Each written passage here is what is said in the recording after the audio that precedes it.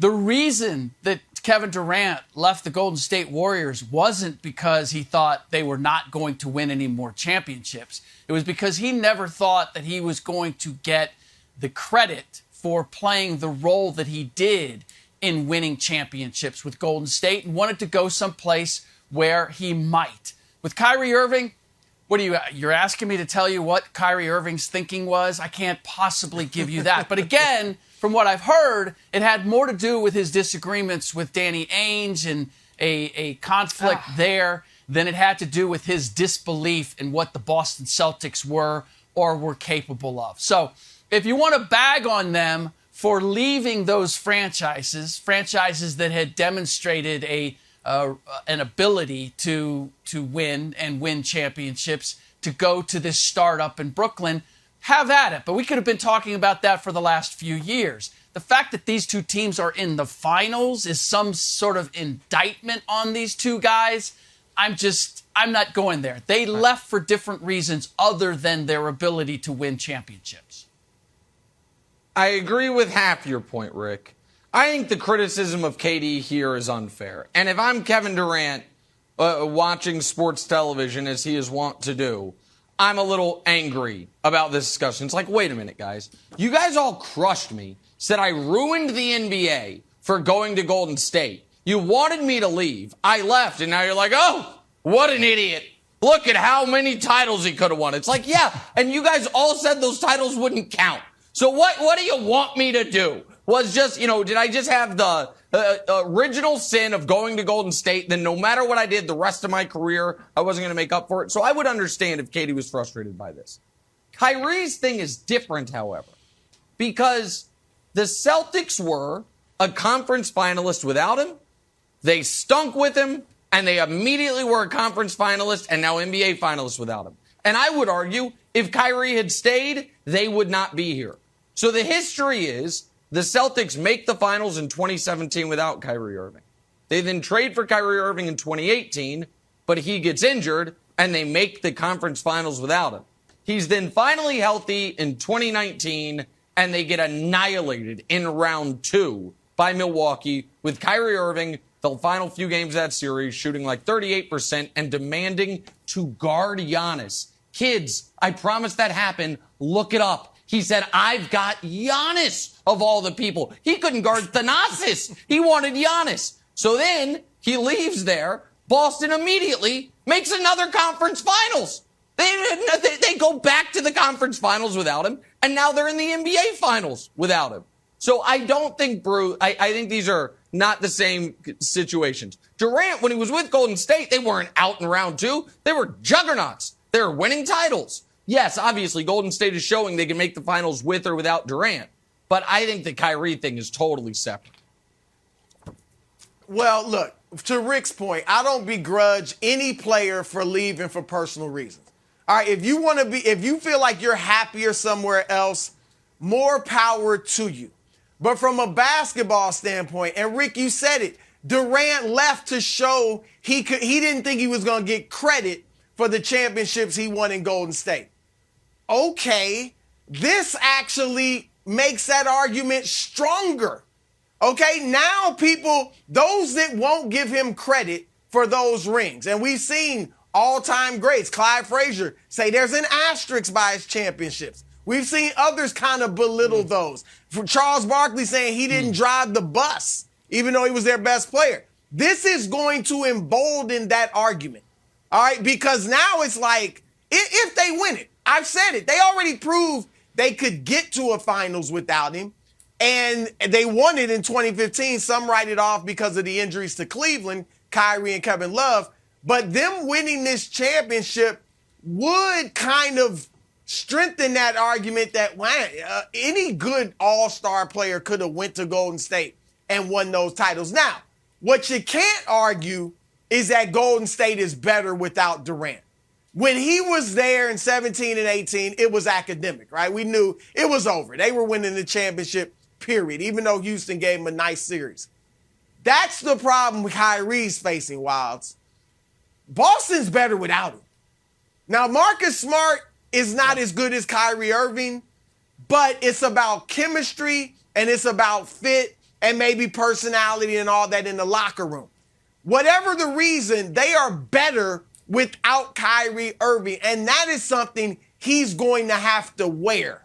Doesn't mean Smart's better. Allen Iverson was better than Chauncey Billups, but Denver was better with Billups, went to the conference finals. So it happens sometimes, and Kyrie's going to have to wear that because clearly they don't miss him at all.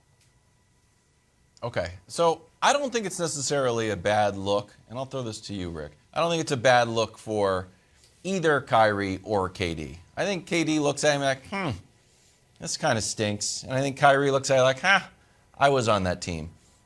But I think there's one guy that looks at it and says, whoa, wait a second here. I want to be in this spot. And that's Joe Tsai.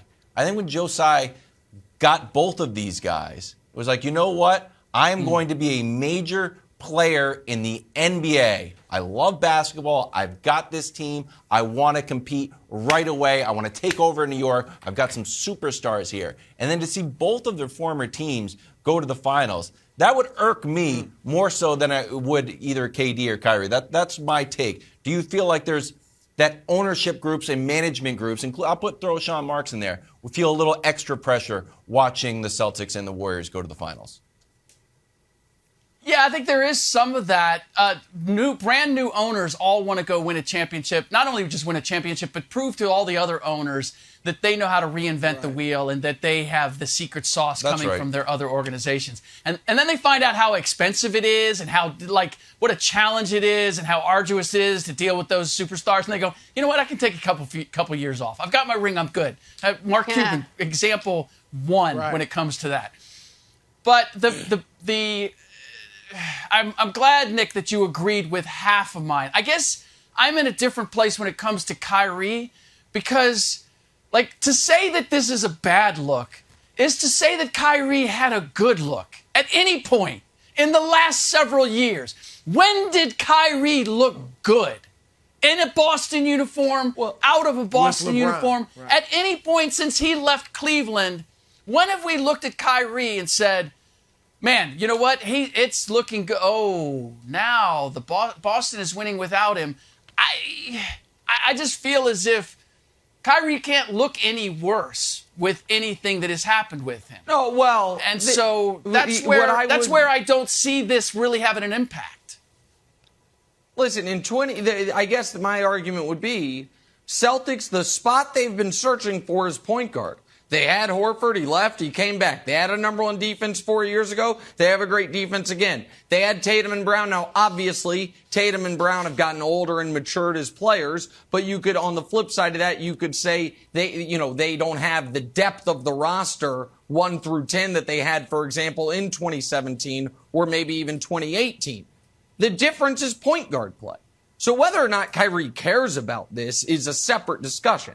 But I do, just like I said earlier in the playoffs, I forget which series it was, but that if I'm trying to win basketball games, I would rather have Drew Holiday than Kyrie Irving. No matter whose bag is bigger or no matter whose skills are rated higher on the latest NBA 2K, if you're the Boston Celtics, it is unequivocal. You would rather have Marcus Smart than Kyrie Irving.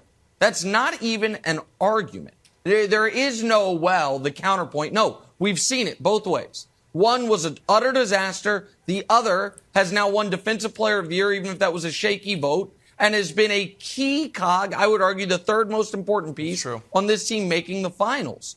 And that's where, that's to me where it's a bit of indictment, not on Kyrie's decision, but on Kyrie the player. On how effective of a basketball player are you? Well, you're not as effective as Marcus Smart. But is this a revelation? I guess that's my only part here. Is this a discovery that Kyrie Irving is problematic when it comes to women? What's that? No, but going into this year, I don't think anybody would have said, yeah, I think you're better off with Marcus Smart than Kyrie Irving. Generic NBA Team X. I don't think anybody would have said, give me Marcus Smart over Kyrie. And now, I think if you're being fair and objective, you have to say that. Okay, but I don't know that Marcus Smart, the trade out Marcus Smart for Kyrie Irving is the only change with these Boston Celtics. Bringing Al Horford back was key.